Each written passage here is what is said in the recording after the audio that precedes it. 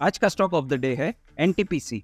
1975 में established NTPC 76,000 megawatt installed capacity के साथ भारत की सबसे बड़ी पावर जनरेशन कंपनी है। इसके अलावा एनटीपीसी पावर डोमेन एंटिटीज को कंसल्टेंसी प्रोवाइड करता है और अपनी सब्सिडरी के जरिए पावर ट्रेडिंग में भी एंगेज्ड है। एनटीपीसी को अगले कुछ वर्षों में सालाना 5 से 6 गीगावाट कमर्शियलाइज करने की एक्सपेक्टेशन है।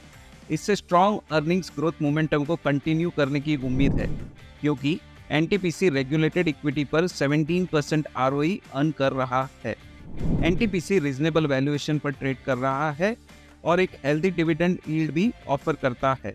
स्टॉक ऑफ द डे आपको हर दिन बेहतरीन शॉर्ट टर्म ट्रेड की अपॉर्चुनिटी प्रोवाइड करेगा। एवरी मॉर्निंग शेर खान की यूट्यूब चैनल ट्यून इन कीजिए और एक भी अपॉर्चुनिटी मिस मत कीजिए। आपका दिन शुभ हो। धन्यवाद। Investment in securities market are subject to market risks. Read all the related documents carefully before investing.